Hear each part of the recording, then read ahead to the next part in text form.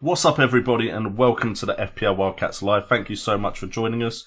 It is just 3 of us for now, but Kurt should be joining soon. So before we start the stream, do feel free to share this content out on Twitter. Like the video as well. All your support is much appreciated, and I'll pass over to Nim. Yeah, thanks, Jay. Welcome everyone to the stream. Kurt, as Jay said, will be joining us in a little bit. But heading into the international break, we'll all want to have ideally got a green arrow from Gameweek 12. So have the Wildcats managed it? That is the question.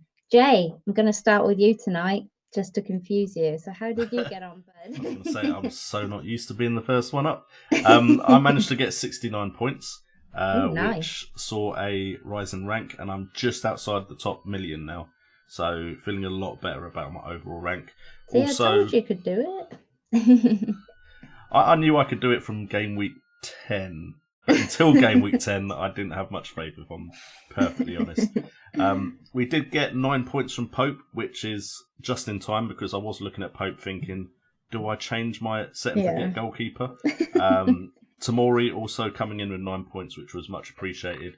Unfortunately, I didn't listen to my gut because I do post my team on Twitter, and a lot of people were like, why aren't you playing Trent Alexander-Arnold? And yes, while he was impressive in that game, he only got 2 points return.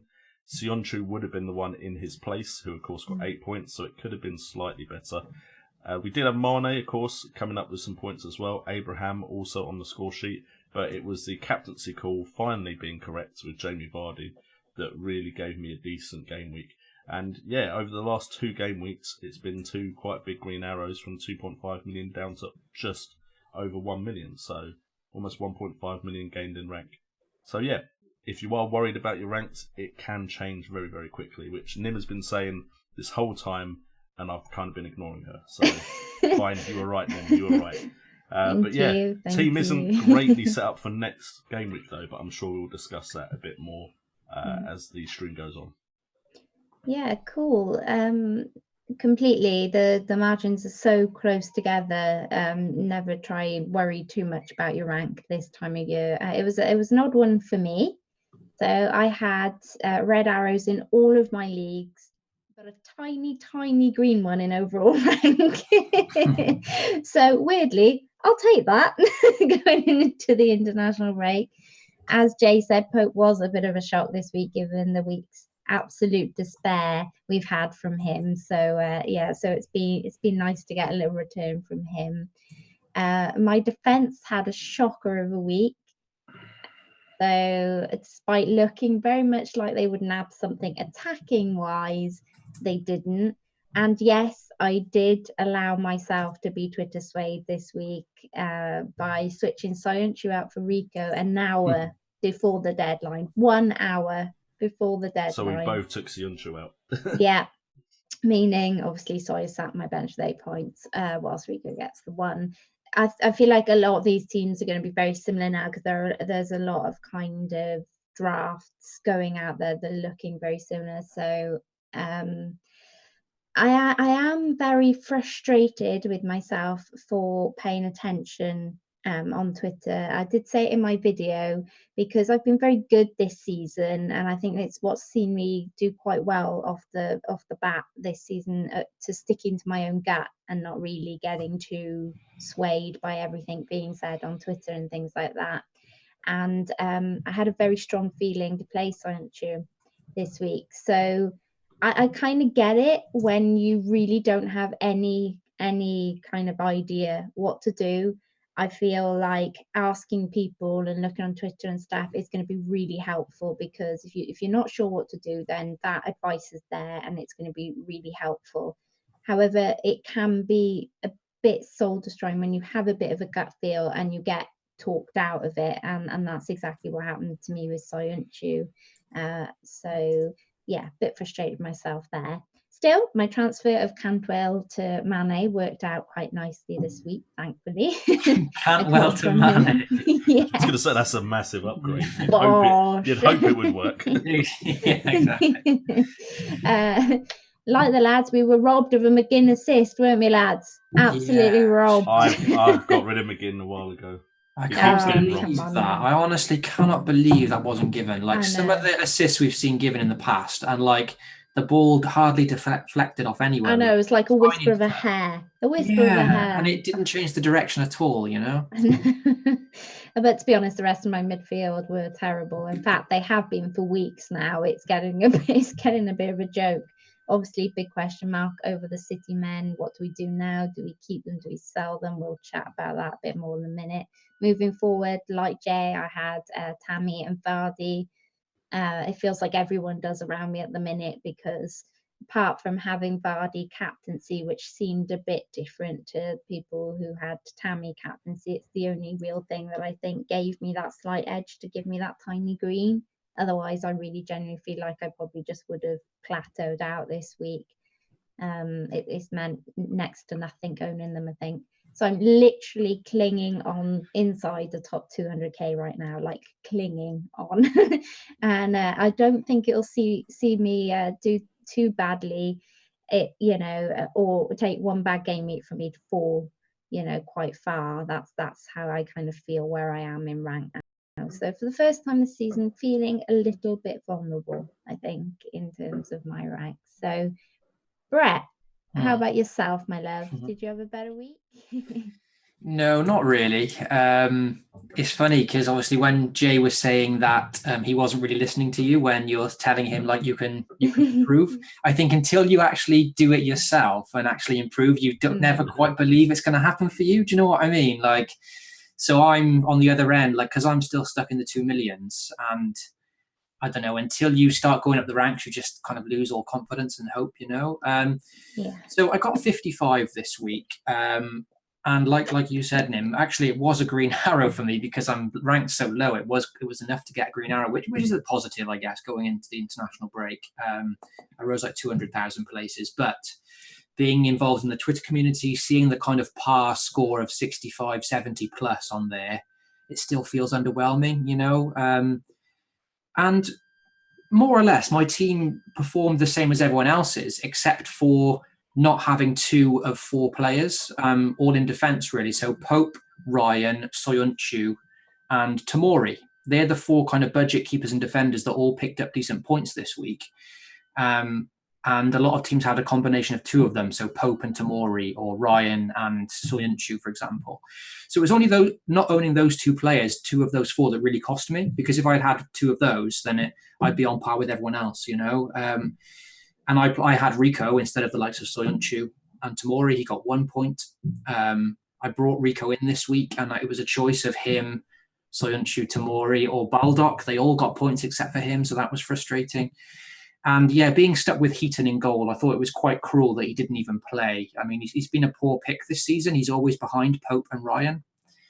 And to not even get any points from him just set me further beyond the pack, really. So the positive was that Vardy captain paid off. Only because that was a captaincy choice I had eyed up about 2 or 3 game weeks beforehand. I saw the Arsenal fixture and I planned to bring him in for that game. Yeah. And the only negative with that is that my thought to get Vardy into captain against Arsenal was actually before he hit the hat-trick against Southampton. And because he got that hat-trick against Southampton, that made him much less of a differential than he would have been. Because obviously everyone brought him in now anyway. So at that point, kind of everyone had captained Vardy. So the plan paid off in a sense, but it didn't really see me gain any gains in rank, So 55, still in the 2 million club, it's still a tough season for me. But yeah, hopefully I can improve things now after the international break. You will, but you'll get there. It is just a case of sticking with it, slogging at it, and I think the hard bit now is that there is an obvious kind of template that's formed. So I think what's difficult for those a bit lower down is like feeling like you need the players that are in the template, but then also if you do that, you're just matching everyone else. So it's definitely very difficult, and I feel a bit like that where I am as well. But it's quite a difficult. I think it's quite an odd season in respect to that, because it feels like there aren't a lot of players doing very well. It feels like we're all choosing from a very small pool of players that are doing well. Yeah.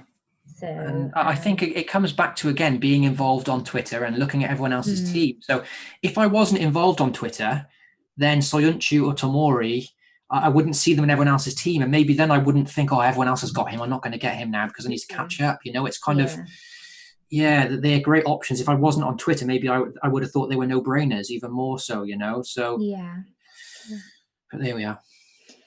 Yeah, okay. Well, we're gonna just shoot off a second while we get Kurt in, because I believe he's just back from football. So sorry to leave you guys so soon. We won't be too long, so do bear with us. And when we come back, we'll be taking your questions from the chat. So make sure you get them in, and we'll be back in just a moment.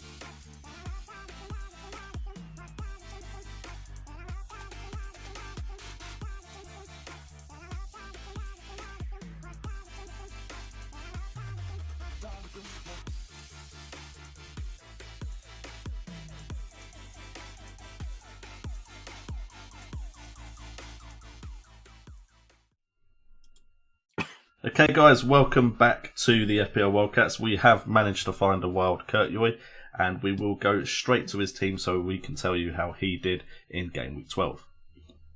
Thank you. Greetings, everyone, and welcome. I had it was an all right week, I suppose, all things considered. The week could have gone better. The week could have gone worse. Maybe, I mean, if this was last season, I'd be taking weeks like this, but final points total of 63 points. The only real downside was I had Dunk on the bench, but the positive is I had good captain returns. I brought in Tammy Abraham last minute for Bobby Firmino, and he scored me 8 points. Firmino did nothing again, so good choice on that. The only downside, another downside, is that I vice captain Vardy, but I still had the points for him. He had a good 7 points from Yanma, a good 7 points from Mane. After a little chat we had about Pope as well, he picked up 9 points this week. So where I said it's probably best just to keep him in, it's ended up actually doing all right. Yeah, do we all own Pope here then? Nope. I do. Oh, okay. Nope to Pope. Nope to Pope from Brett. Okay, so it's just me, Jay. Did you not hear anything I talked about? I did, but that was a good 5 minutes. It's been a long day. It was literally a 5-minute rant about me not owning Pope. I know. I'm sorry. Come on, then, get into gear. Come on. Anyways, my player of the week this week is Ben Pope. Nick Pope, anyway. I forgot his first name. No, 63 points. It was a good week. It's another green arrow in total. It's another red arrow in a load of mini leagues, but the mini leagues don't matter. The overall rank does. I'm in the top 400k now, which is weird saying it because it's been a gradual rise up, and I don't see any part of my team flopping because it's quite diverse at the moment. But we'll wait and see. Maybe I speak too soon. Who knows? But 63 points this week, and I'm pleasantly surprised at how this season's going. Yeah, Janmaat's been a really good pick for you, bud, as well. Fair play.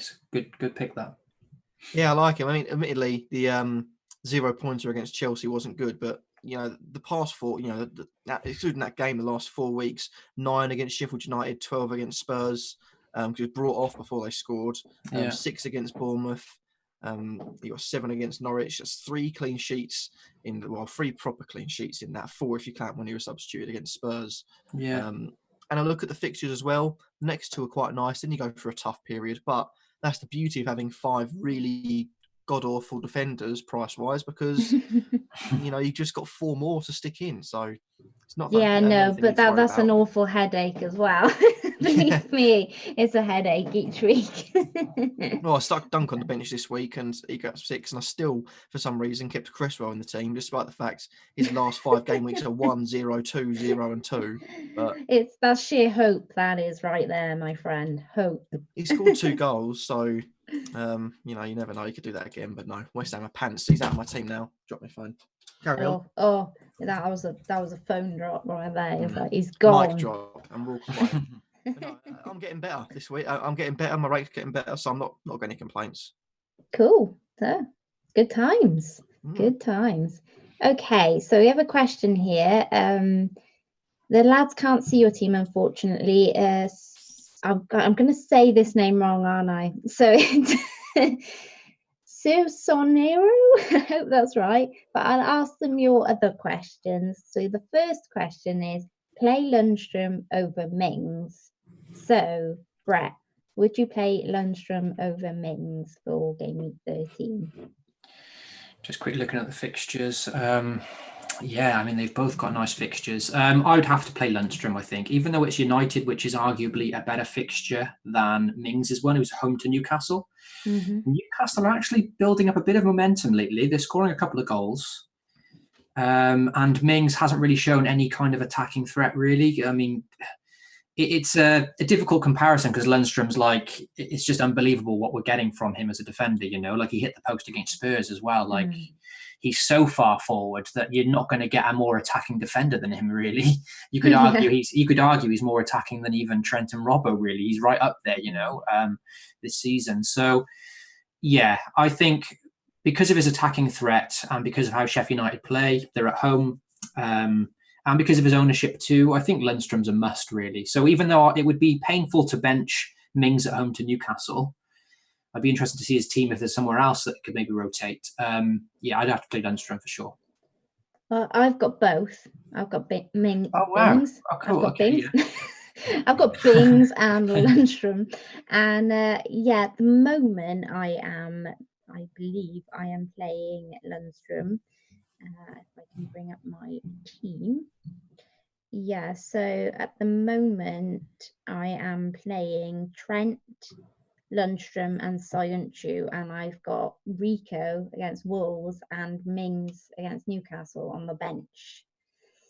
So yeah, you know what I was saying earlier about like having a gut feeling and not really knowing. My only gut feeling is to play Soyuncu this week, but other than that, I'm not really sure what to do in my defence this week. Interesting. So okay. Yeah, but I just fancy Lundstrom against Man United as well. So that would only really leave Trent to go out, and I don't really want to drop him. So that no clean sheets for Villa in the last 7 either. 1, 2, 3, 4.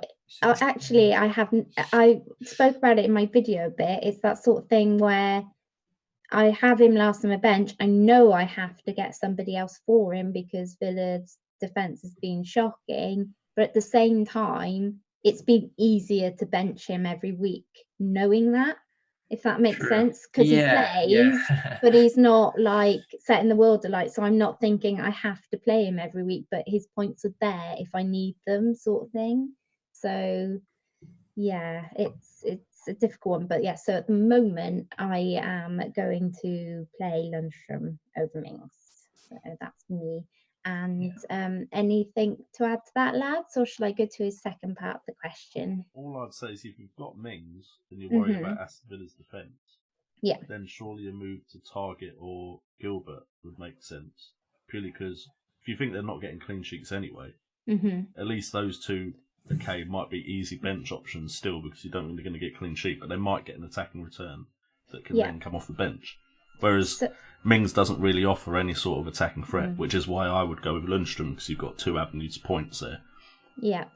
So Gilbert was who I started within my team. I know. So I remember. Yeah. So obviously we had the Kurt was a lot more patient there than I was. So he didn't start the first 2 weeks, and I sold him, but Kurt kept hold. So it's just been a case of I've had other transfers to do. Otherwise, he definitely would be going to somebody cheaper, or as you say, maybe somebody of the same ilk in the same team, just with a bit cheaper, just to kind of, But I mean, I am considering getting a Newcastle defender there, so Williams, or I was looking at Lascelles, but I think he's got a yellow flag on him at the minute. So I would have liked to have got Tomori, but I think he's going to be too far out of my price range because that Chelsea kind of clean sheet definitely hurt when it happened a little bit. So it would be nice to have some sort of Chelsea defence for that. But yeah, I guess I'll see. But the second part of his question, which I asked Kurt, is Salah over Mane as a differential. This is going to follow him forever. How you love the whole Salah Mane debate, my friend. I personally would go for the other differential, which is go for Jordan Henderson. I thought he was going to say Shaqiri. I thought he was going to say Origi. Did Henderson or did he not grab an assist at the weekend? He did. Which means he's better than Bobby Firmino, which means he's their third best attacker. Fact. I speak truth. Fabinho scored. So. No, Firmino, sorry. No, but I'm just saying Fabinho scored, so surely he's the third best attacker. Listen, I didn't want an argument tonight. I didn't want any drama, but I'm about to spit some fire. No, I don't know. I've had Salah, I've had Firmino, I've had Mane. At the moment, I've got Mane, and I like Mane. Mane's scoring. It's the sort of thing that Salah gets all the credit because you look at the goals he scores and they are sometimes phenomenal. You look at the, I think it was against Manchester United last season. You've got a couple of wonder goals in there, and you look at the goals that Mane scores; they're all relatively the same. Nothing special, nothing out of the ordinary. So it flies under the radar. So when you've got, you're bearing in mind Salah's debut season, you add that into effect. All of a sudden, you think, well, it's not that Salah's bad, but it's the fact that he occasionally scores that wonder goal, which keeps his name in the mentions, yet slowly but surely, Mane's scoring his inside the box finishes, scoring his neat headers. All of a sudden, you think, I don't know, the effect he's having on the team is probably more than Salah. Salah scores the odd worldie, but Mane's doing it more consistently. And I would say stick with Mane personally, if you want my honest opinion, because he seems reliable. When you look at the last 5 weeks, he's got returns in 4. You look at the fixtures coming up, the fixtures are phenomenal. I don't look at any of those fixtures and think, you know what, there's teams that could potentially give him a bit of trouble in there. The only downside to Liverpool is that they have got a blank game week in 18, and I think that's it. In terms of the whatever it's called, the World Cup thing that they're in, Club World Cup. But yeah, I'd stick with Mane if you've got him. If you've got Salah, there's nothing wrong with Salah, but at the moment I think Mane's more reliable and more consistent in point scoring. Yeah, Salah does feel like a bit of a differential now, doesn't he? I guess Salah is 27% owned and Mane is 34.4% owned. Yes. I'd quite like both, if I'm honest. But if you have Salah, he definitely seems much more like himself, I would have said, like from the last match. So I'm kind of agreeing with Kerr, as in I think Mane is more than matching Salah this season, and he seems quite consistent and stuff like that. But if you already have Salah, it seems like an odd time to switch. So a couple of weeks back when I swapped them, Salah was in that bit of a lull, whereas he seems to be coming back into himself again now. I'd maybe keep a close eye on what happens to him over this international break in terms of this ankle injury that's going on, because I've seen some pictures with him with the Egyptian team with a boot on or something. So I'm not sure whether he'll come home and have some sort of op or rehab done, or whether he'll stay with the Egyptian team with his foot in the boot. And so maybe it's hard because we can't give you a he's definitely out, so switch him, or any kind of answer like that. But for me, if you've got Salah and nothing else mentioned, and Klopp says he's fit just before we go back, then I'd probably stick another week or two and see, because the prices are very similar at the minute. Otherwise, if you hear anything different, then maybe it is time for a switch over to Mane. Anything else you'd add there, lad? Did the guy who asked the question, do we have his team? Have you seen his team? No. Okay. I was He did post his team. I'm interested to know, has he got either of them? Like, has he got one of them at the moment? Okay, let me see if I can check for you. Because that would be interesting, because that's kind of like the position I'm in now. So that could What's the person's name again? Is it Brandon? No. Sorry, I put you on the spot now. Yeah, it's okay. I can kind of cover it without looking if we need to name it's cool. What I was going to say is that, because this question was kind of like Salah as a differential. So I'm assuming he hasn't got Mane and is thinking to switch back. I'm assuming he hasn't got either, right? Because if he's thinking to buy Salah, because that's kind of the position I'm in now, because I'm having such a torrid season. Okay, yes, Salah. Oh, he's got Salah at the moment. So he's got Vardy, King, Son, De Bruyne, McGinn, Salah, Martial, Pereira, Mings, Robertson, Pope. Yeah, I mean, because if he's asking for Salah as a differential, I mean, that's kind of what Salah is becoming now. Especially in like the top 10k, like he's even less owned than, he's like 10% owned or something in the top 10k, because all the proactive managers have understandably switched to Mane, which kind of looks at the moment like the right move. He's cheaper, or he was cheaper, and Mane's playing a bit better and looking better, like passing the eye test more. But like I said on the last stream, because I'm so far behind, I am considering Salah to get him back for this nice run now. Now, obviously, he's got this injury, and he's with his ankle. And potentially he could miss game week 13 after the international break. That's what I've read. We don't know for sure. We're going to have to wait another 2 weeks, to find out. But for me, because they're away to Palace anyway, if I'm going to get Salah, it would be for game week 14 onwards when they face Brighton at home and then a nice run until the blank.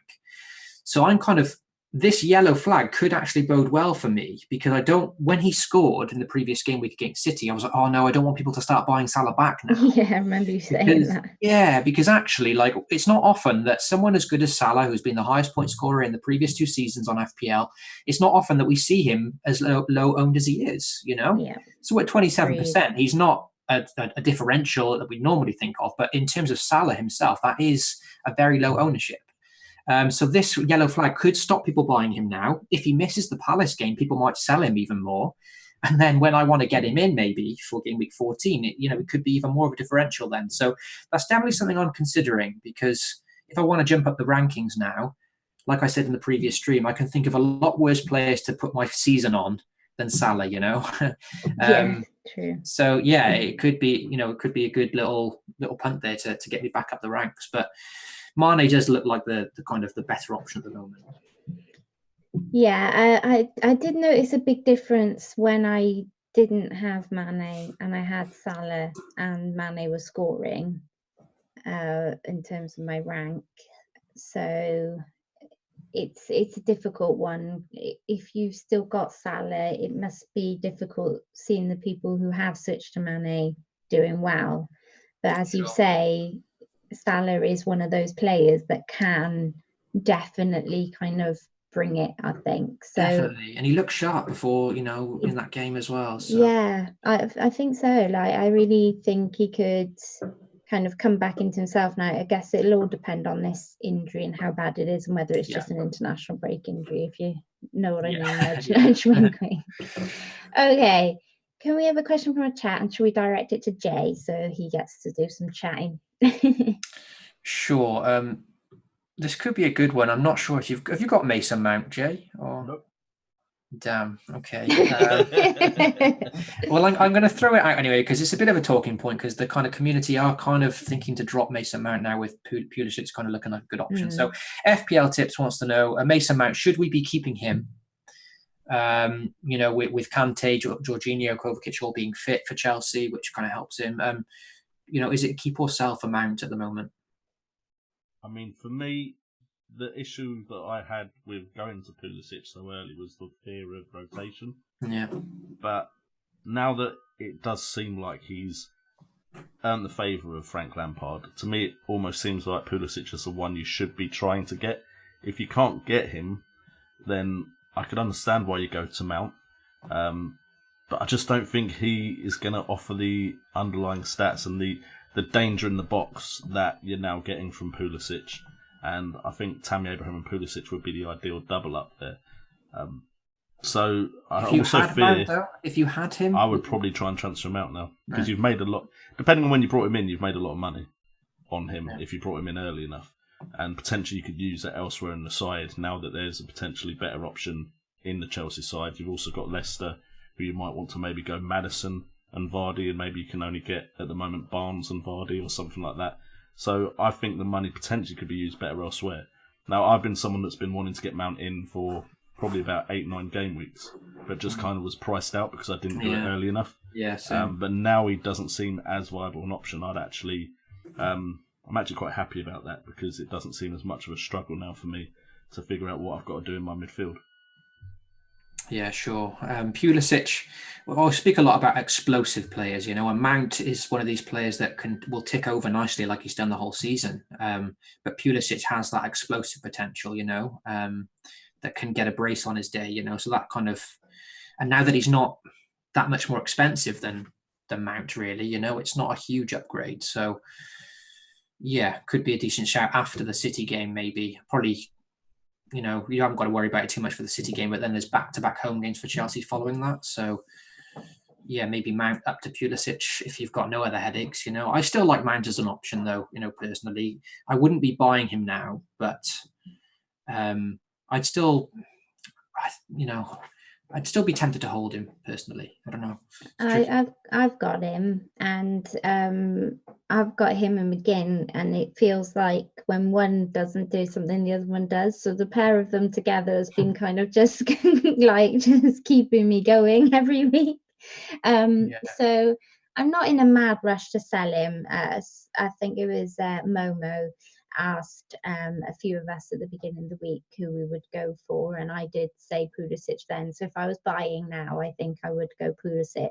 Yeah. As I've got other problems and other thoughts about my transfers, I'm not in a rush to get rid of Mount. I mean, he is doing fine, he does tick away, and he is getting points. So until he really drops off a cliff, I'm not mad keen to do that. But if Pulisic becomes a big issue, or he's looking, really like a must-have, then I'll definitely consider, switching him in. So yeah, at the moment, I'm not too worried about it. If I had nothing else to think about, then I would probably take the punt, because as you guys say, he does look a bit more nailed on now, and I do like him as an option.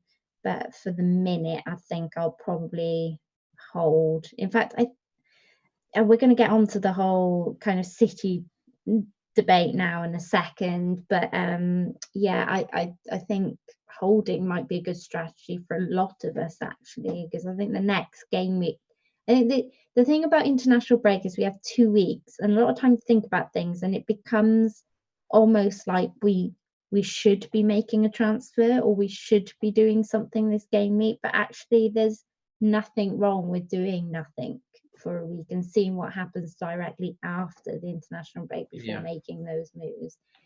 Kurt, anything else there? Have you got Mount? You're muted, my love. Yep, I don't know how I did that. I muted myself. I have got Mount, yes. Are you looking to move him on? I don't think so. Have you heard anything we've just said? Yeah, no, I have heard, but it's more to the point of, I mean, I'm always worried of rotation, because it doesn't matter how good your form is. As we've seen since Pep Guardiola's moved to the league, no one is safe from the Pep roulette, which means anyone else can just think, you know what, it's worked for him, so I'm just going to drop my best players as well, see if that works for us. So Mason Mount might score a hat-trick and get dropped. Same with Pulisic, who knows?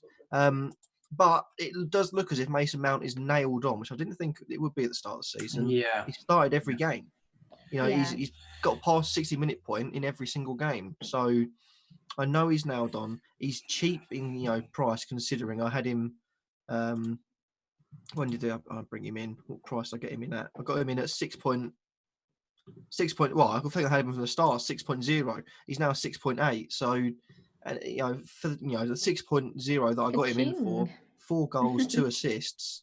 It's not bad. Manchester City aside, there are games in which you can get something from. And even Manchester City, they look a bit fragile at the moment. The bigger teams they come up against, Spurs next in a couple of game weeks, game week 18, which Liverpool aren't playing in. Spurs look fragile. Arsenal away as well. Arsenal don't look fragile. They quite literally are fragile. They're like a 90-year-old woman at the back. So just going to break down eventually, and it's going to happen pretty much sooner rather than later. So... do I play the sexist card on you there? Why 90-year-old grandpa, 90-year-old grandpa, 90-year-old human being, non-binary tree. Sorry, I'm going to stop now. Yeah. Basically, I like Mason Mount. I'm going to be keeping him. Yeah, I think just sorry, Nim, just really quickly. Kurt does make a good point, because I read that under Lampard, even at Derby, Mason Mount has started every single game, when Lampard's been the manager. And with the big fixture pile-up that comes in Christmas, arguably there is scope for Pulisic and Odoi to rotate a bit more when there's midweek games and stuff, whereas Mount is arguably the more nailed on. And, after City, like Kurt said, they can be vulnerable anyway. But after City, back-to-back home games against West Ham, who are shipping goals at the moment, and Villa in back-to-back games at home. So Mount can definitely still get points there. So if I had no other headaches and I had the luxury to go up to Pulisic, then I probably would still do it. But because I've got other problems to fix, like if I did have Mount now, that wouldn't be a priority, because he's still a great option. So Yeah. And to be honest, he could become a differential just by everyone selling him. So, crack on. Okay. Let's pick our way through these big questions on everyone's lips then. So, at Vardy Boys asks, time to switch City mids to Liverpool, exiting out Sterling to Salah and double up on Liverpool attack. At TTNGUAY, would also like to know what to do with Sterling / KDB, and at Gunner123 is also wondering if to stick or twist on KDB. So basically just a lot of questions around City midfielders. So we've all got them, I'm assuming. I think we do. So let's start with you, Jay, your opinion. Would you move on to one of the Liverpool boys? Would you stick? Are you twisting? What's your thoughts? Do you have any? No thoughts at all. Move on. Okay then, Brett. I mean, it's difficult because Sterling and De Bruyne are both players that we know can have explosive game weeks. It's just one game week away and they'll turn it around. It could be against any opposition. It doesn't have to be against an easy opponent. And so there's always the risk of if you move them out that it could go wrong. Yeah. The issue I have is I look at cheaper City midfielders and they're not doing too badly in comparison. Bernardo Silva, David Silva. Somebody in my mini league's got Bernardo Silva. He's leading my mini league with Bernardo Silva, and I'm just like, and I'm sat here with Sterling, who's costing me a fortune. Yeah, exactly. And at 7.9 and 7.6 million, it's just like I've got 12 million and 10.2 in these two. So it is really worrying that they're not really getting the returns that we'd hope from them, which makes me a bit eager, or at least considering moving towards Salah for Sterling, which is an easy move for me at the moment. Just because then I feel like I'll be getting all the Liverpool goals no matter what. Because unless you've pretty much got Robertson, Trent Alexander-Arnold, Salah and Mane, they're nearly always involved in the goals somehow. Then you've got, of course, Firmino, who can be involved in them as well, but those four are the ones that are generally involved. And by downgrading any of the Sterling or De Bruyne players, you can easily move to your Pulisic's, your Martials, which seems to open up so many options to make your midfielder stronger in general if Sterling and De Bruyne aren't performing. So I don't actually know what I'm going to do, but I am very tempted to only have one Man City midfielder. Yeah, that's pretty much when I seen this question is exactly what I thought. I've been very, very tempted, as you guys know, to do Sterling to Salah. I just haven't felt good with Sterling for weeks now. I mean, in fact, I even sold him a couple of weeks ago, only to get him back again because so many people owned him that when he did just got an assist, it just killed my ranks. So, but I have been banging this only, I think, because the alternatives were quite slim then, and I didn't have any of the ones that were doing well. Whereas I think the difference is now that there are quite a few alternatives that are doing well. He isn't worth the cash, let's be honest. He costs far too much for what he's returning. I, like most, would really like some sort of United attack. I think I did big them up a bit last week, and they seem to have kind of come through on that. There isn't a really easy way to get Martial apart from, say, selling a Sterling or a KDB for me. Though the worry is that I'm not sure enough people will sell Sterling in this international break for me to feel hugely comfortable getting rid of him. And especially now that he's going to be missing a game in the international break and then playing at home next, that feels like he's going to be more nailed on to actually be starting that game and maybe to really prove a point, given he's had all this negativity and all that sort of stuff around him. He's very close to that yellow card ban as well. So it would have been nicer, I think, if he'd got that last week, so that we all could have just sold him now in the international break and just feel like, oh well, that's fine. At least he'll be out 1 week. We won't have to worry about him. But it could be worth kind of seeing him through that next match maybe, and just seeing if he does get that yellow card and seeing if he does get anything in that home match. And if he blanks there, then for me, it's a no-brainer to sell him personally and to move him on, because I would like to think if he plays a decent amount of minutes in that match. I mean, I could be holding on for the sake of holding on here, and everyone who jumps off, if he doesn't do anything, then I've missed the opportunity, I think, to go early on others. But there's just something telling me that I need to stay put on this. And I don't know, here we go again with me gut, me psychic ball. But yeah, something's telling me maybe I should stick, which is I kind of really feel annoying like me. you've already explained that you had Sterling, sold him, and then buckled and brought him back. So I just feel like if you're susceptible, or is that a word? Yeah, I can hear that. To doing that, then if you sell him now, like, surely there's going to be a point where you want him back again, you know? So it's like, that's kind of what I'm worried about, because at the start of this season, I was like, right, Sterling's in for the season. Like, that's pretty much it, you know? I'm not going to fall into that trap of, like, selling him, you know, because I yo-yoed with him and Hazard the previous season, and that never paid off. So I was just like, I'm going to stick with Sterling. But of course, I didn't anticipate like blanks at home to Southampton and getting dropped in that 8-0 at home to Watford, and blanking at home to Brighton, blanking at home to Wolves. Like, it has been quite, you know, and I've captained him in a lot of those games, and it's when you lose the confidence to captain him that kind of worries me. So I've got De Bruyne and Sterling. I'm more than happy to keep for this game week now. I actually think the home fixture against Chelsea is not that bad. I am considering to captain Sterling. I know that maybe is a bit stupid, but he'd still be a popular choice. You know, Chelsea have conceded a lot of goals on the road. I'm still not convinced by the defence. They got trounced by City last season. So yeah, He is, like Jay said, a very easy move then over to Salah or Mane if I need to, if he picks up this 5th booking, which is a good point in him. A lot of people in the chat mentioned that as well. So keep for the Chelsea game for me. And then it's just, do I get rid of De Bruyne or Sterling? I'll be keeping one of them.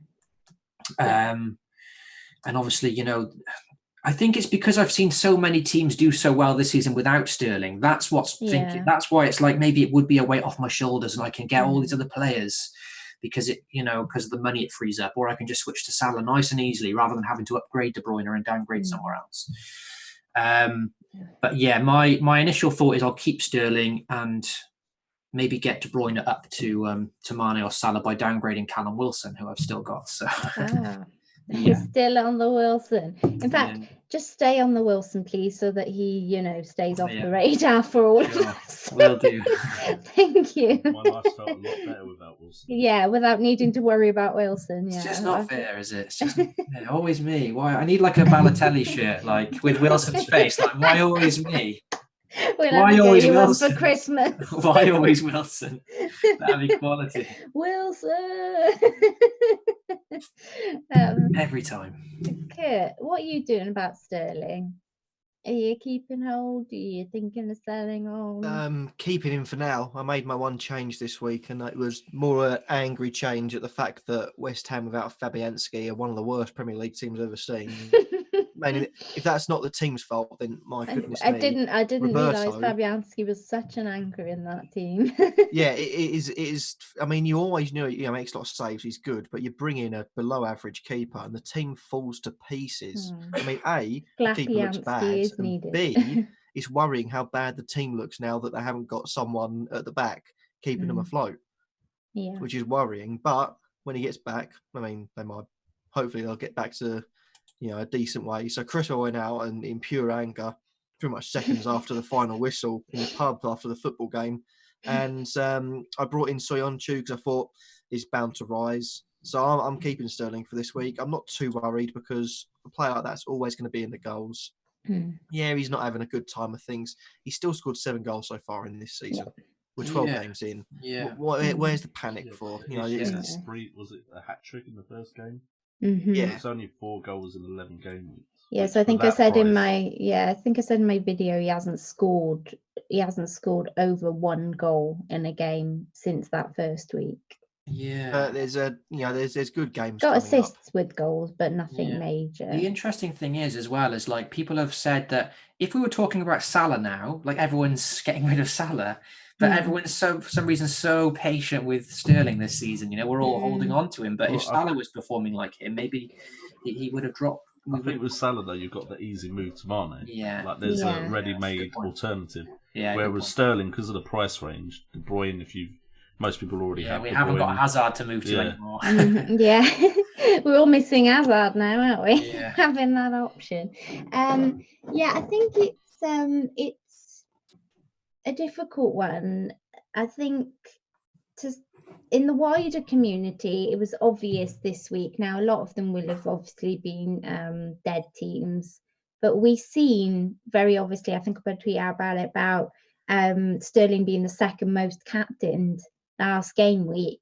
So that goes to show that, like, in the wider community, people aren't maybe having the adverse reaction to Sterling that, say, the Twitter / social media FPL community, let's say, are having to him, and so I think that depends then where you are in the ranks. So I think, like, higher up, I think I'm surrounded a lot by the community where I am, because when people are chatting on Twitter, when stuff happens, tends to be where I notice, like, where I go up and down. And so I think I'm surrounded by a lot of community players. But then I think if you're not, then, maybe not having a Sterling or a KDB or those big percentage owners and those people, you're not seeing the wider. So I've done my trend in transfers this week, and Sterling is nowhere near one of the, what I say nowhere near, he's like the third or the fourth, I think, highest transferred out in midfield. So he's not a big priority for a lot of people right now. It just feels like it is in the community, I think.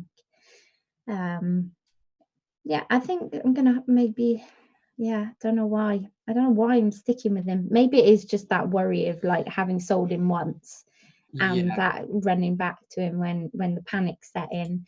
Maybe I should have stuck with my gut and not got him back. I think for me, like Kurt said, it could be to my own detriment, but because Liverpool are away to Crystal Palace this week anyway, I'm not panicking too much. I don't love that fixture, Liverpool away to Palace. They could obviously get loads of points and do well. Yeah, no, I feel the same. It's just, I think, I can keep Sterling at home to Chelsea. If Liverpool were at home to Norwich or something this week, then I'd probably be like, I've got to switch Sterling out for Salah this week or Mane, But I actually don't mind waiting one more week, giving Sterling and De Bruyne the Chelsea game. And then 1 week can change everything. If they both perform well in that one, then you think, great, I can keep them for Newcastle now. But if it's another poor performance, then, Brighton at home for Liverpool in game week 14 is the easy switch then. So it's kind of like, see how it goes in 13, and then I'll make the switch if I need to the following week. It's actually interesting. I've just checked now. So that has gone up a bit. He's now second behind Mount as sales out. But I mean, wow, interesting. In terms of sales out, though, I mean, 94,000 to Mount's 98,000. That's quite high for a sales out, but it's not the kind of numbers I've been seeing, with mass exoduses so far. Sure. So, for instance, Pookie this week is 173,000 out. So, it's high numbers, but it's not massive. Yeah. It's early into the international break, so people will be waiting for their move. There'll be a few people who'll be wildcard and stuff as well, I think, which, will affect those. And I think it's the sort of thing where I think you're right. Like, it could, especially for me who's only got one transfer, like, if I can maybe hold on to that for another week, then 2 transfers with much more knowledge might be. Yeah. And as you say, there is that slight worry that I might be missing that opportunity now to get off of him early. But, it's a difficult one. We're such a big hitting player like that, as opposed to a 6 or a 7 mil. It's a much more difficult decision than just a straight swap. It is, because he's going to be heavily captained by people that have him too. So it just makes you a bit more worried, Yeah, of course. Okay, should we have another question from the chat then? Sure. Right, that kind of covered Mo Ahmad's question. I think Buster Barnes was asking about Sterling out as well, so hopefully that helped you guys. Marcus L wants to know what our thoughts are on Richarlison, who he thinks can do well at home to Norwich this week. So obviously Everton at home to Norwich does look quite a nice fixture given the way Norwich defends. So what do we think? Is Richarlison worth a punt this game week? Kurt, what do you reckon?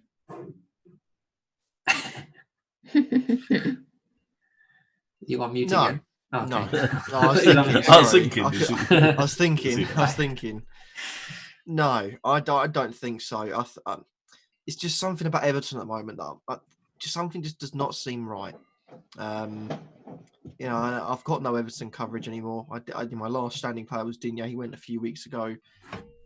It just doesn't feel right. I don't know if it's only me, but it doesn't feel right Everton this season. And Richarlison, mind you, I think he's a couple of goals, 1 or 2 assists maybe. But he's expensive. 8 million, I think. 7.9. I've just seen. And long term, his fixtures. Did you say was the question bring in Richarlison for this week? 1 second. He just says Richarlison thoughts. So I'm guessing he probably doesn't have him, and he's thinking to get him. If he doesn't have him, then do anything but bring in Richarlison, because yes, the home game against. Well, I mean, help me out here. The home game against Norwich is looking good, but the 5 games after that: Leicester away, Liverpool away, Chelsea at home, United away, Arsenal at home. That's a minefield of potentially awful games. Yeah, the Arsenal's all right. Yeah, what about the grandmother comment? The 90-year-old grandmother comment. 90-year-old non-binary tree. Non-binary tree comment, yeah. But they're 5 tough games, They're 5 games that Arsenal's not really, really tough. So if it's bringing in Richarlison, I'd say no. If it's keeping Richarlison, yes for this week, but then get rid of him for a month or so, because he's not worth having after that. Or you could just do what my mini league leader did last week and just buy Sidibe out of nowhere for 1 game week. Epic. Now he's got him home to Norwich. That's good. I do agree with Kurt. I was going to bring up the point of the bad fixtures after Norwich. Like, they are significantly bad. So following Norwich at home, Leicester away and Liverpool away, followed by Chelsea and United away. So and Chelsea at home. I mean, I've kind of, we tried to target Norwich this season, and most teams that play Norwich, a lot of their players get points against them. So Deulofeu got points against them. Obviously, I can't rattle them all off the back of my head now, but why not? But lots of players are getting points against Norwich. Ironically, the players that I've had against Norwich, Callum Wilson, Raheem Sterling, all my players blank against them. What I would say is that I saw earlier on Twitter or something that like second in the world at the moment is literally like yo-yoing players in and out of his team every week. He's like Salah to Sterling to Salah like every week. So it could pay off. Like if you're that kind of risk taker and you don't care about making long-term moves, then Richarlison could be a great 1-week punt. But like Kurt said, it's not someone I'd bring in for the long term. So it would literally be for the Norwich game. Then you probably have a headache again then. And he is 8 million, so he's not 7.9. So yeah, I wouldn't do it. But look, it's Norwich at home, so it could be a good punt. Yeah. Okay. Fancy football focus. Hey, says, could we be looking at a lot of Leicester clean sheets with their up-and-coming fixtures? Jay, what do you think? Should we be looking to Leicester defence? I think it's them clean sheets. Because right now their defence does look very good. Yeah. I mean, Sionchu and Evans look like they've really managed to get that chemistry together for a defensive partnership. You've got Ndidi in front of them. The full-backs, they tend to go one forward, one stays back. So while it's very interesting to watch attacking wise, there is some pragmatism there with their structure, and they do actually look good defensively. Yeah, Arsenal could have scored some goals. There were some chances for Arsenal in that game, but I generally do like the look of their defence. It's just a matter of whether if you want the players that can get that attacking threat as well, which are clearly more expensive than your Sionchus. But when you get a player like Sionchu's price, I just think you can't really turn that down. I think he was very lucky to get the goal the week before this one, and I don't think he'll be that much of a goal threat. But yeah, I definitely like the look of Leicester's defence. Yeah, they look in good form right now, and it's only really Leicester's fixtures run to lose, really, isn't it? It's only them to throw it away. Should imagine we'll definitely see a few clean sheets in that run. I'd like to think. Well, I hope so anyway, because I've got science you. Kurt, you've just brought them in, so I'm assuming you're hoping for a few clean sheets in that run as well. Hopefully. I mean, generally, I try to bring people in to get points. Not Brett, man. Not Brett. He does the opposite. Yeah. He gets them in to stop everyone else getting the points. That's how he works. He's clever. Yes. Sorry, guys. Sorry, Rico this week. The thing is, this will be a master plan. Secretly, he's saying, "Oh, I'm bringing in this player," but then he's also got a separate account where he's bringing in the opposite to that player. All of a sudden, he's the one that's top of the league, but he's on a different name. Second place in the world player. It's Brett. Yeah, it's Brett. Player name Sret Brully. Yeah, I got accused of that on my YouTube, actually. Someone said, "Oh, you're just making these videos to fool people and mislead them." Like, he actually trying to mislead. Oh my gosh. I was like, yeah, I spend hours and hours researching this just to mislead people. That's my like aim. crystal ball, you're like, bring Callum Wilson, won't score against Norwich. Yeah. Although, like, if you could help the Wildcats out by just letting us know what you're doing, that'd be great. Noted. Okay. at FPL regular_JRS says, "Hey Wildcats, despite team form suggesting otherwise, and with Alba going away for international duty, is Laka a viable option for the next 4 game weeks? Saints home, Norwich away, too much of a stretch, giving him the armband." So back to that old Arsenal debate again. So Jay, Lacazette, what do you think? Just quickly, Jay, as well. Someone says your sound is quite low. Yeah. Just maybe try and shout or something. I'm working on the sound. Cool. It's been a pain, basically. Yeah. But, a few sound problems. Some people are saying That was too the sound, high, not some me. saying too low. Like, I'm working on it, or at least I'm trying to work on it while still talking. Sorry, do so. Sorry, give me the question and then go, by the way, your sound's low. I didn't say that. I can't see the chat, so. Sorry, I just saw it, so I just thought before you start answering. No worries. Hopefully it's okay at the moment. I don't want to go anywhere near Arsenal, if I'm to be perfectly honest. I just think there's so many better options out there. Yes, Lacazette coming back is interesting, but I think when you've got the likes of Vardy on his current form in that price range, I think it just has to be Vardy. I know lots of people are now like, oh, lots of people have Vardy. It's not going to make much of a difference. Well, it will make a lot of a difference if he keeps scoring and you don't have him. And there's all this talk about his underlying stats. This week, his underlying stats were actually quite good compared to a lot of the players I had anyway. So I would say bring in Vardy if you haven't got him. If you have Vardy and you're looking at Lacazette, I'd still argue the likes of Tammy Abraham are there. There's sides that Jimenez is coming back to the forefront of our thinking as well. And then you have cheap options out there like Mousset, Connolly, who are playing. So I can't see myself going anywhere near that Arsenal side until it just feels a little bit more settled.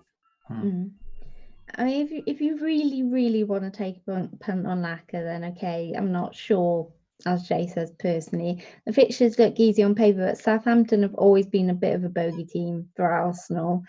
And it just would be our luck that Norwich fixture would be the one that they refine their form in the league. Poogie Pie, you can see it, can't you? Yeah, I can. I can't imagine Alba going away for the international break will affect him too much, to be honest.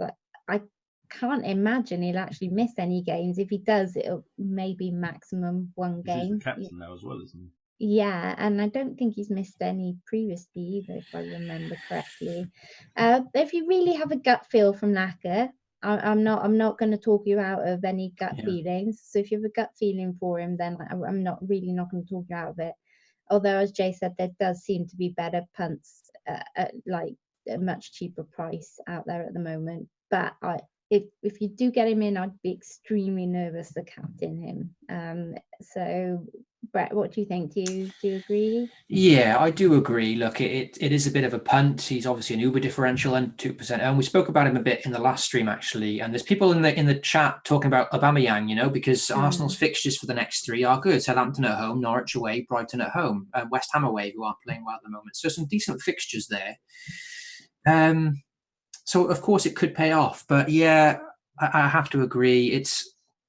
We spoke a few times in the past, the last couple of weeks, about clubs that have this aura of either confidence or negativity. And that's kind of something I've learned, because I was backing Spurs a few game weeks back, and the aura around them at the moment is negative. There's uncertainty over players' futures and the manager, and they're just not playing well. And it's kind of the same with Arsenal now, whereas you've got teams like Leicester and Chelsea that have all the positivity around them, and they're all playing for each other, and they're, it's exciting to watch them. So it's much safer bringing in those players than it is going for a team like Arsenal, who are a bit random at the moment. You don't know what to expect from them, and that would worry me.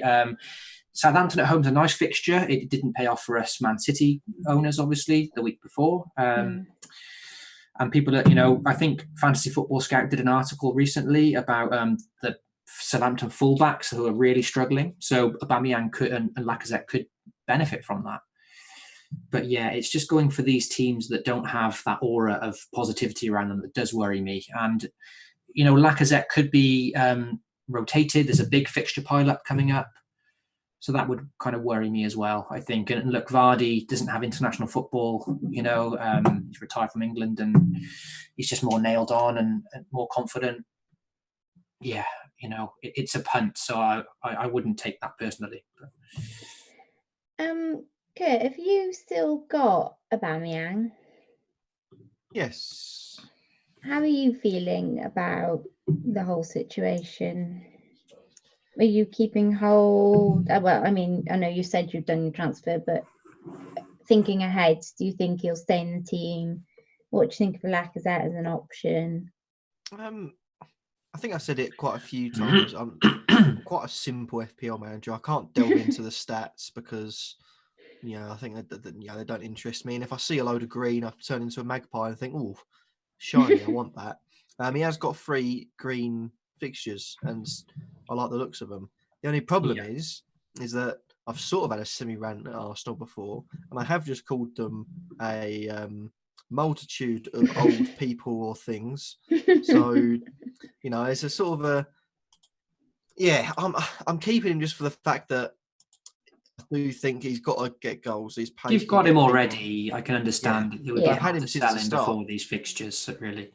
I've had him since the start. He's been in my team since the first game week.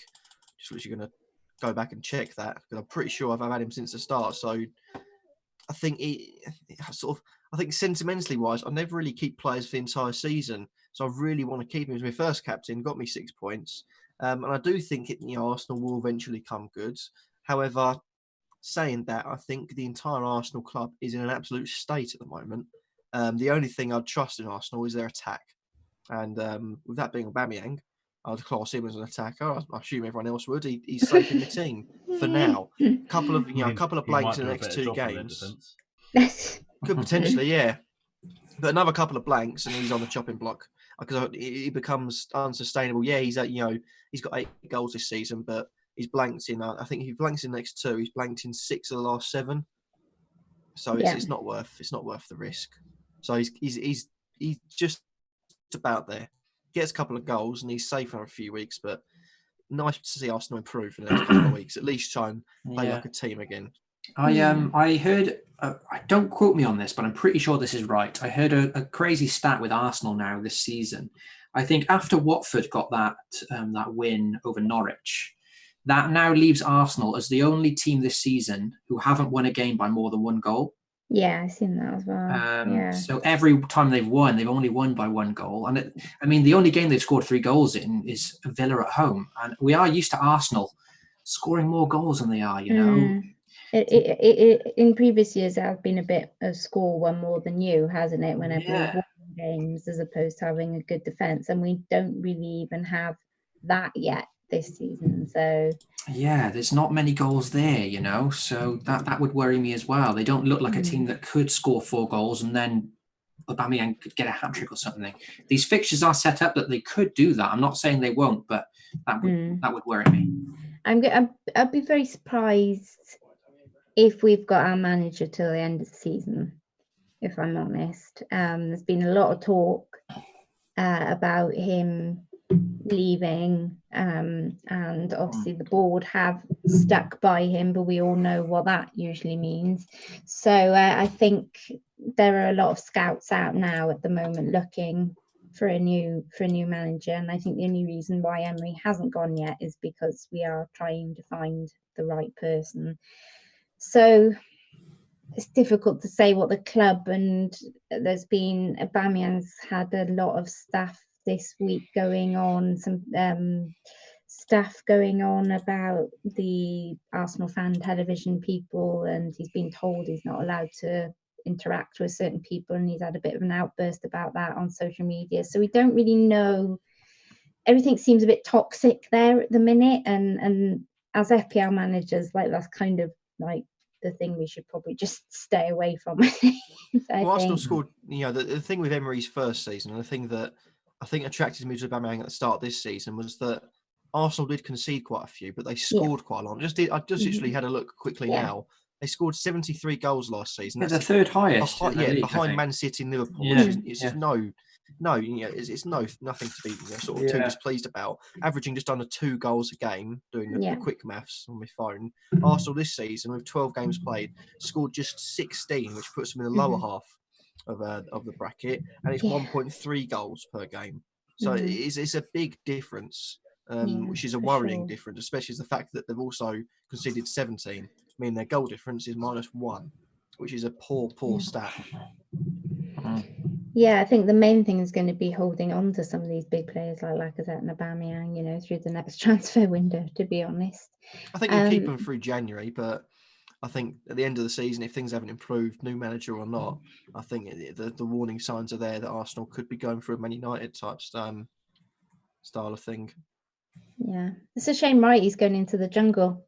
We could have done with him in charge. There's probably a reason he's gone into the jungle, being like, I don't want to be dealing with this. So Arsenal have sent me. Well, actually, he said it was because of VAR. He wanted to get away from VAR. They need to bring some sort of VAR into I was going to say VAR. VAR bush tucker trial. Yeah. I'm looking forward to that one. Anyway, okay. At our Prista View asked about Sterling KDB, which we covered earlier, but also would like to know, should we all just go with our favourite front three of Jimenez, Vardy and Tammy?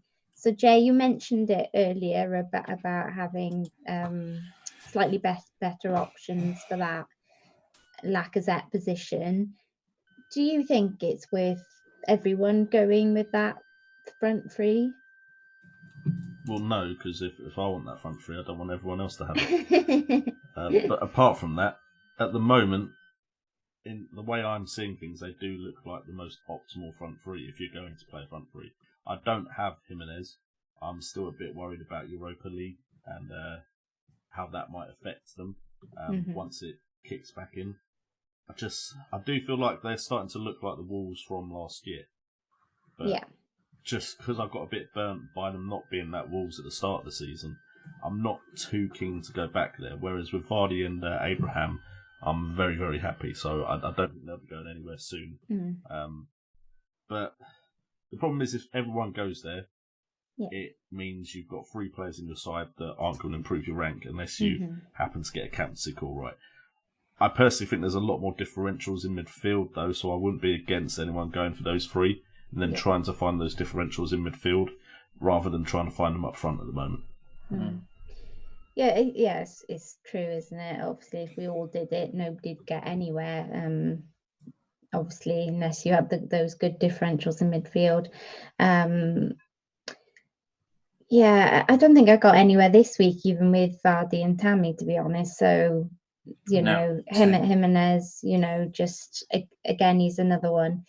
You know what, RP, if it's your favourite combination, then I'm all for going with it. I mean, it's not a bad shout by any stretch of the imagination. Personally, if I could afford it, I'd be looking at Rashford for that 3rd spot.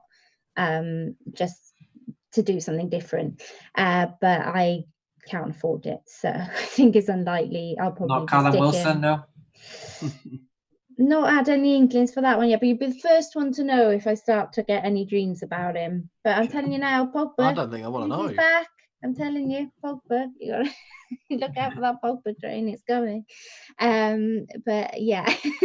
Hold on. I don't want you claiming you were the first one on this Pogba train if he starts scoring in game week 32. Just want to point that out. And I told you the train was coming. I didn't realise it was 16 game weeks in the future. No, I think it'll be fairly soon after he comes back from injury. Just from my gut feels. Either that or he'll come on and get a red card, and that was the storm that I see. As opposed to him actually, you're not allowed to see if it's a good or a bad storm. Yeah, exactly. So yeah, I'd be potentially looking at Rashford personally rather than Jimenez, but I can't afford to go to either, and I've got Mousse, so it's kind of what I'm rocking at the moment. Oh, nice. So yeah, they were my two moves this week: Aguero to Mousse and that makes sense. Mane. That makes So, sense. Yeah. yeah. Mousse, Sheffield United got some nice fixtures coming up, so could be a handy little option. And if they are going to score goals, because they don't score that many, Mousse's got a chance of being involved, Yeah, nothing last week, but at the moment he was benched last week, and at the moment I'm struggling to see who not to play again this week in order to he might be benched again this week. But yeah, as long as he's in the team and getting points for my team, then I'm happy to have him there. And he asked how we all are, which I thought was really nice. RP did. So are we all good? Oh, thanks. Apart from my audio. Oh yeah, you're having a bit of a bad one with the audio. Oh yeah. So otherwise great. Okay, cool. Lots of concentration face tonight from Jay, guys. You're getting prime concentration time. Kurt, are you all good, my friend? Not really, but life goes on. Oh. Well, it's another game week where I've got to get on and think, I'm going to talk about, Sheffield United are going to be mentioned again. So we've done quite well this stream. Yeah, to be fair, we've gone most of the stream without talking about them. Yeah, it's just I've got to hear it every game week, and one day I just want to wake up and think, it's just a bad dream. But it's not. It's reality. So yeah, it's probably not even next season at this rate either. So kind of stuck with it. You're just going to have to better yourself so that, we got 2 Sheffields to talk about next season. Triple Sheffield Wednesday, I can see it. Yeah. My rank will be back down to 2 million in no time. You said it, Meg. You said it. Okay. Moving on to Jeffers Corner then at Austin 66 UK. We have a regular every week from Jeffers. And he asked a bit of a cracker this week. I quite like this one this week. Which car from TV or movies would you want to have as your own road car? So, who should I go to first?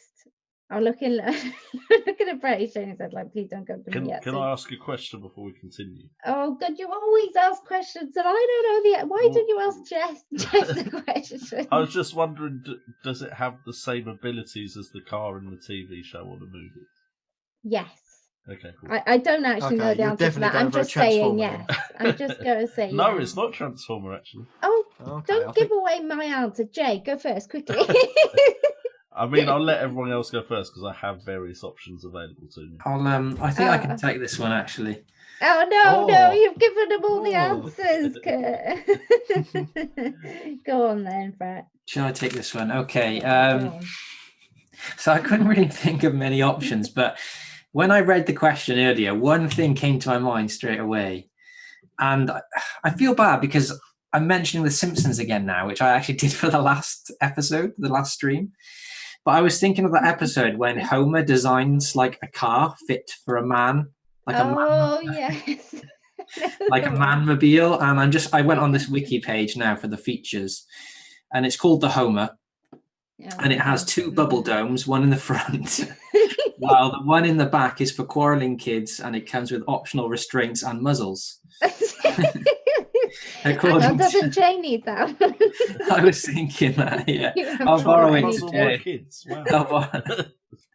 You can use the muzzles when I'm complaining about FPL. I just meant Brett hasn't got any kids, or Kurt, or me. You're the only one with children. According to Homer, the engine sound causes people to think the world's coming to an end. There are 3 horns. You can never find a horn when you're mad, so there's 3 of them. The car has gigantic cup holders. Nice. And various outdated features. It's got shag carpeting. It's got the bubble domes. It also has a metal bowler as a hood ornament. So that's the car I would probably pick. It sounds like Pimp My Ride, doesn't it, really? Yeah. Oh, perfect. Well, I mean, you wouldn't think this would be as tough as it would be, but that's only because I think there's lots of options. So I toyed with one of the Audis and iRobot because they're pretty cool. The Batmobile, obviously, and Kit. But then, he does do a lot of talking. Wow, I'm you not gave sure 3 options there. That's really hard. Yeah, they're not even they're not actually the That's options 75% of Jay's answers gone. I'm like, I've just got to get in there and just rattle them off. wipe you out. I let people go first because I've got 4 options, and you've eliminated 2 of them. I've got 5. Oh, God. I should have just gone first. I'm a woman, it's my prerogative. But my favourite 2, and I'm not sure I can choose between them, so I am going to have to go with 2. I'm going to have 2 cars. I'm going to be greedy. So I'm going to go with Bumblebee from Transformers. Oh, nice. And Fab 1 from Thunderbird. Stream's done. I'm on.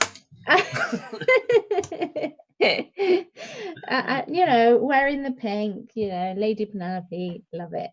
What can I say? One of those 2. Kurt. Jay doesn't laugh now. Let Jay go. I'm doing the whole Sterling thing now. It's just he might not allowed actually because he end played the stream if I've got his last answer. So I'll let Jay go. Okay, Jay, go on. I unfortunately do still have some options left. Yay! I didn't take them all. I think the one that automatically came to mind was car from Back to the Future, because I just think that would be really useful to have. Jetsons with their aero car, just so I could drive over all the traffic. So I was thinking that would be a pretty good option. And then you pretty much named all the others. Do you like Fab 1 as well? Yes. Yeah, I could see you driving a pink car. Kurt, go on. Headphones. You still thinking? Well, no. Yes? My 2 answers haven't been answered. Where is your unicorn? Where's your unicorn? Sorry, I don't have it. The daughter has it today. Come on. Apologies. Mate. Next stream. Fortunately, my 2 answers haven't been said. I thought one of them might. I knew the other one wouldn't. The one I didn't think would be answered is the boatmobile from SpongeBob. Oh. I liked that when I was younger, the invisible boatmobile. Nice. And the other one, which I'm surprised actually no one mentioned, is Herbie. Oh, okay. Wouldn't mind having Herbie. Mm-hmm. Do you know what? I thought you might say the Scooby-Doo. I was tempted, but it's sort of a bit with a flower barrow. If you get a choice to have an awesome or a cool car and you pick a camper van, it's like something's not gone right there. You've picked a really bad option. To be fair, it's just like FPL, isn't it, really? Cool. Okay, then we will go to the polls, please, Jay. Hopefully. So I'm keeping an eye on my volume and just moving it myself manually so it doesn't just jump up by itself, which is what it's been doing. So apologies. And now the polls aren't even showing. I have refreshed. There are polls. I believe they revolved around the questions. So Salah or Mane, but if anyone else can see them. But they are not showing. I've refreshed. The stream's not open, but I can try. I'll do them. Just give me a chance to answer them and I'll reset. Somebody who isn't me, who doesn't have the stream open. Well, I have the stream up, just that it's not appearing. Would you like me to do it? Yes, please, Kurt. I'll do the honours. Hold on, bear with me. I just refreshed the stream and I got an ad. There we go. Right, the questions. No, watch the advert. What have you done? Those pennies are useful. Shouldn't have said that. Who is more essential, Salah or Mane? 33% voted Mohamed Salah and 66% voted Sadio Mane. Is Lacazette worth a punt over Aubameyang? 66% said yes and 33% said no. And is it time to switch Man City mids to Liverpool? 83%, a whopping 83% said Wow. yes, and just Okay. 16% of the viewers said no. So looks like we're going to be late to that party then, Brett. Everyone's already made that move. Yeah, everyone's Which already party? got Sorry, I was in the Sterling to chat. Salah. Yeah, everyone's moving off Man City to Yeah. Salah. Okay. By the looks of it. Well, see Understandable. Liverpool midfield. So yeah. Yeah, understandable. One more week. Yeah. So, thank you guys so much for joining the stream. It's been an absolute pleasure. We may be back next week, but it looks a lot unlikely. So this is the stream for Game Week 13. But then do make sure to stay tuned to our social media, where we will announce when our next stream is for Game Week 14. Please do hit that like button, that subscribe, and that notification bell. And we will see you guys next time.